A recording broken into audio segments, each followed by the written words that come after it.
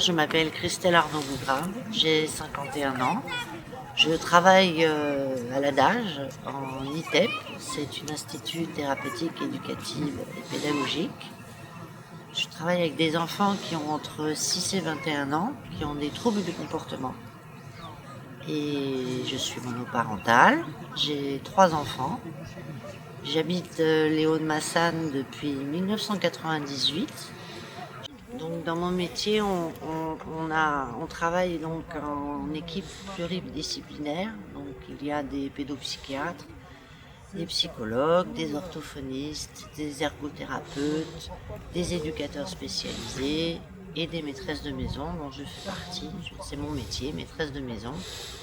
Donc je dois m'occuper donc d'enfants qui ont sur notre unité entre 8 ans et 14 ans. Donc je vais les chercher chez eux, je fais du soutien un peu scolaire, je les aide à apprendre l'hygiène de vie, manger, les rééduquer. C'est une manière de leur réapprendre à se concentrer sur autre chose que toutes leurs problématiques qu'ils rencontrent dans leur famille. Et malheureusement, ce sont des enfants qui sont parfois exclus, mal compris.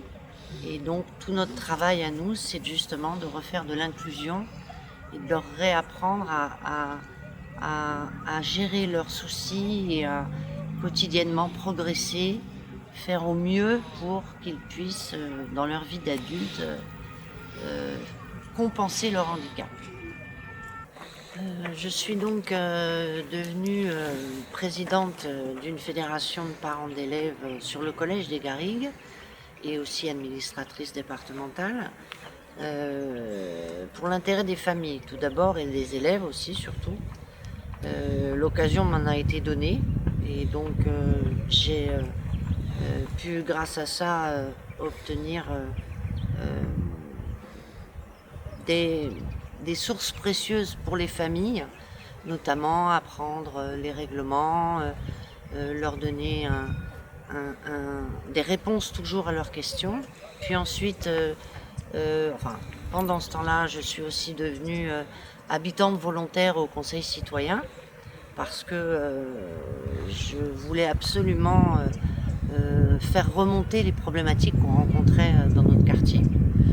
Et j'ai par la suite aussi, depuis quelques années, mon enfant faisant donc du sport, j'ai pu intégrer l'équipe de parents bénévoles aussi, toujours pareil, redonner du temps pour les autres parce que je trouve ça important de montrer aussi à ces enfants qu'on a un besoin commun, un besoin fédérateur d'aider les autres, d'être là pour les autres, de soutenir les autres et de faire partie de cette France qui ne reste pas sans ambition, ne reste pas sans rien faire. Et pour moi, c'est redonner du temps, c'est pas incompatible. Même 1 heure pourrait suffire. Je sais que des fois, c'est parfois difficile de mener. Pour moi, c'est parfois difficile de mener des combats parce que je suis quand même, comme je dis, militante bénévolante. Effectivement, on nous répond souvent que on devrait faire ça moins avec le cœur, moins avec les tripes, mais je ne sais pas faire autrement.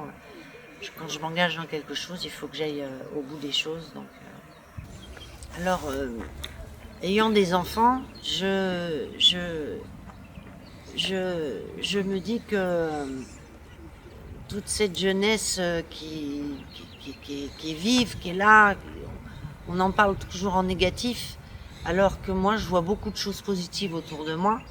Et j'aimerais que les gens puissent expliquer, j'aimerais expliquer aux gens que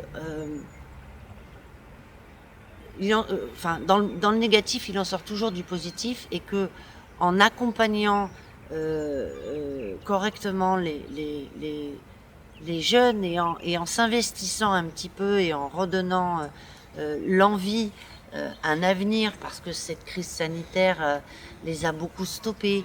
Il y a eu beaucoup de difficultés avec des élèves décrocheurs. Et pour moi, la problématique de notre canton, c'est que, à mon avis, c'est ce que je pense, c'est que les gens se sont un peu résignés. Et je refuse de me résigner. Je veux absolument montrer aux gens qu'avec pas grand-chose, juste l'accompagnement, mais la positivité, aller vers les autres. Voilà. C'est quelque chose que les gens font moins depuis quelques années. Le repli communautaire me fait très peur. Je le refuse catégoriquement. On a un problème de mixité et ça fait des années que je me bats par rapport à ça parce que les décisions gouvernementales ou les décisions au niveau de notre canton, malheureusement, ont été prises pour qu'on en arrive là. Alors, le constat que je fais, moi, c'est que je revendique fortement, c'est le soutien à la parentalité. Parce que je vois des familles qui ont besoin d'être accompagnées. Pas qu'on fasse à leur place, mais d'être accompagnés. Ils ont besoin avec tout est numérisé, tout devient numérique. Donc ils ont besoin d'avoir des aides et d'être accompagnés par rapport à ça, parce qu'ils se retrouvent en grande difficulté. Et ça met les enfants dans une position inverse. C'est-à-dire que les enfants deviennent des adultes à la place des adultes. Donc les rôles s'inversent. Et en découlent toujours des problématiques qui sont au départ vraiment, on ne les sent pas, les familles ne s'en rendent pas compte. Et petit à petit, les élèves ou les enfants se retrouvent à être obligés de faire des choses qui ne sont pas de leur âge ou pour lesquelles ils devraient plus se concentrer par rapport à leur scolarité. J'ai aussi une grande colère quand je vois des élèves, par exemple au collège des Escoliers, qui sont obligés de prendre sur leur temps méridien tous les midis pour aller manger en étant accompagnés au collège des Garrigues parce qu'ils n'ont pas de cantine. C'est incroyable que ces élèves-là, ils n'ont 1 heure et demie entre midi et 2. Ils sont obligés de prendre au minimum presque 3/4 d'heure, ou on va dire 35 à 40 minutes, pour monter et descendre du collège des Garrigues. C'est obligatoire, ils devraient avoir 1 heure et demie de pause, c'est comme ça, c'est pas autrement. Donc ces élèves-là, les familles ont besoin d'avoir un point de repas, une cantine, quelque chose à aménager sur le collège des Escoliers. D'autres problématiques qu'on a rencontrées, c'était les problèmes donc de mixité. C'est d'ailleurs pour ça qu'on s'était battu pour cette section sportive, parce que ça nous permettait d'aborder des élèves de Grabel, des familles de Grabel, et de les faire revenir dans le collège du lac des collège des Garrigues, parce que la mixité c'est important pour les enfants de ne pas la richesse de l'autre, c'est ça. Alors oui, on a eu au premier confinement, on a eu au retour en mai beaucoup d'élèves qui avaient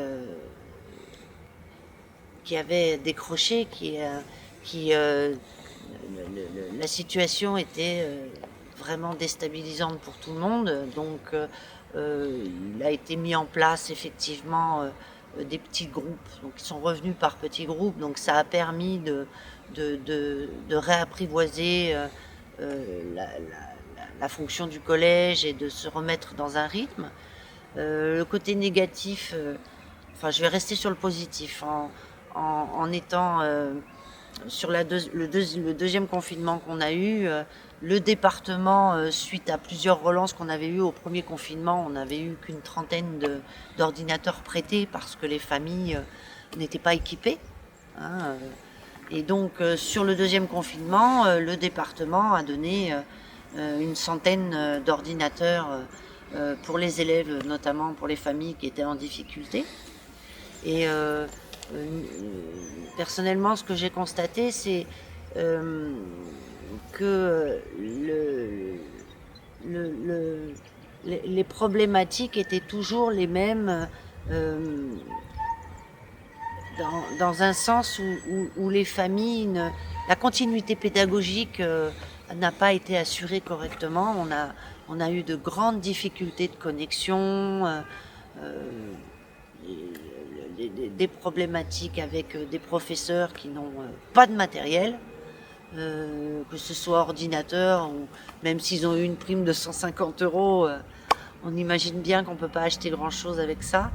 Et des photocopies ont été faites, mais des problèmes, c'est-à-dire que par exemple on a des élèves qui n'ont pas parlé anglais depuis le mois de novembre. Ils vont avoir leur brevet des collèges, les élèves de 3e. Bon, ben ça va être très compliqué pour eux d'avoir le retour de la langue et puis de se remettre dans le bain pour leur examen. Alors oui, on a une grande envie de solliciter le rectorat par rapport à ça surtout et de mettre en place effectivement du soutien pendant les vacances de cet été, du soutien aux langues, du soutien quelle que soit la discipline d'ailleurs, mais on a constaté qu'il y avait effectivement de l'aide de devoir, mais il y a peu de place par rapport aux demandes. C'est toujours pareil, il y a beaucoup de familles qui sont demandeuses, mais malheureusement, il n'y a pas assez de place. Donc, comment réussir à demander des heures supplémentaires, puisque malheureusement, les dotations globales horaires ont été réduites. Le ministère de l'Éducation nationale en a décidé ainsi. On a quand même appris qu'il y avait l'équivalent de plus de 1452 postes de professeurs à temps plein qui avaient été supprimés parce que 600 000 € avaient été rendus sur le budget 2019, ce qui est une somme considérable, notamment avec les problématiques qu'on connaît tous par rapport à l'éducation nationale. On a des élèves qui vont se retrouver avec de grandes difficultés pour au moins l'année dernière et cette année. Voilà, il va y avoir au moins 2, et ça va perdurer ensuite au lycée. Donc on est très inquiet par rapport à leur continuité scolaire. Donc c'est vrai que la lecture est très importante justement pour tous ces jeunes qui ont besoin de trouver en dehors de leur temps scolaire des activités multiples. Mais je me rends compte aussi que les adolescents ou les jeunes adultes n'ont pas de lieu, n'ont pas d'endroit où ils peuvent culturellement ou un endroit où ils pourraient développer leurs envies ou qu'on les accompagne pour des projets. Je trouve que ça manque de peps, que ça manque d'accompagnement par rapport à ces jeunes et à toutes les problématiques qu'on rencontre depuis quelques années. Alors effectivement, je sais que sur le collège des Garrigues, on a une classe Ulysse. Il n'y a que 12 places, donc c'est vraiment très peu. Les demandes sont en augmentation. La MDPH se transformant en une nouvelle structure, je crois que ça va s'appeler la MDA. Les familles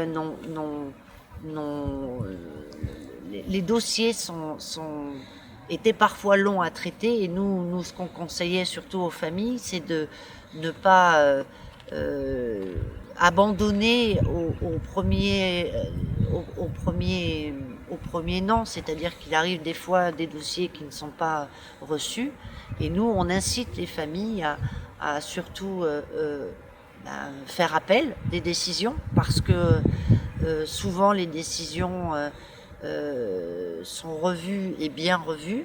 Et on a appris, j'ai d'ailleurs appris récemment que les familles obtenaient des indemnités si la MDPH ne répondait pas dans les temps, par exemple. Nous, ce qu'on conseille aux familles par rapport au handicap, c'est un parcours du combattant pour eux. C'est très difficile. Et donc, on revient une fois de plus à l'accompagnement. Parce que souvent, elles perdent une énergie folle à aller chercher des renseignements à peu près partout. Je comprends pas qu'on n'ait pas mis encore en place quelque chose qui pourrait leur donner toutes les informations, peut-être au départ de l'école d'ailleurs, peut-être effectivement avoir un conseiller au niveau handicap, parce que il manque d'AES, elles sont pas remplacées quand elles sont absentes. Des fois les élèves ont une AES pour deux, donc elles sont effectivement, elles ont des tout petits contrats, donc on peut comprendre que elles ont des moyens, elles font avec peu elles aussi. Et voilà, c'est toujours pareil, hein, on court après les budgets, on court après les subventions de l'État pour pouvoir donner aux familles donc de quoi les aider par rapport au handicap de leurs enfants. Notamment, j'ai le souvenir d'une famille qui normalement l'enfant aurait dû être en IME, donc c'est une institut médico-éducative, et par manque de place, ils ont basculé l'élève en CESAD, alors que c'était pas du tout adéquat pour lui. Donc il y a des infrastructures qui sont, moi là où je travaille, il y a 3 ans d'attente. C'est énorme, c'est impossible pour une famille en détresse, un enfant qui est mal. Un enfant, on peut pas demander à un enfant de 7 ans ou même plus jeune d'attendre 3 ans. Son handicap, il est là, il peut pas attendre. Le sens de mon engagement au cantonal 2021, c'est faire le lien avec les familles, c'est surtout pouvoir porter leurs demandes, parler de leurs problématiques, de vraies problématiques, et d'agir ensemble. C'est ça, c'est ne pas laisser qui que ce soit. C'est le territoire de la République. On n'est pas. Longtemps, je disais qu'on était les oubliés de la République. C'est faux. Il faut accompagner les familles, ne pas les laisser sur le bord du chemin, et surtout qu'elles soient vraiment entendues. Le problème, il est là. C'est que les gens en ont un petit peu ras-le-bol de se rendre compte que ils ne sont pas considérés. On n'est pas des gens inconsidérés. Enfin, on n'a pas à être inconsidérés. Justement, c'est ça la force du territoire, c'est ça la force d'un département, c'est de prendre en considération tous les habitants d'un département. C'est, comme je dis, c'est souvent mon voisin, mon quartier, ma ville, mon canton, ma région, ça s'agrandit. C'est comme ça qu'on réussit à, effectivement, pour moi, agir ensemble, c'est ça.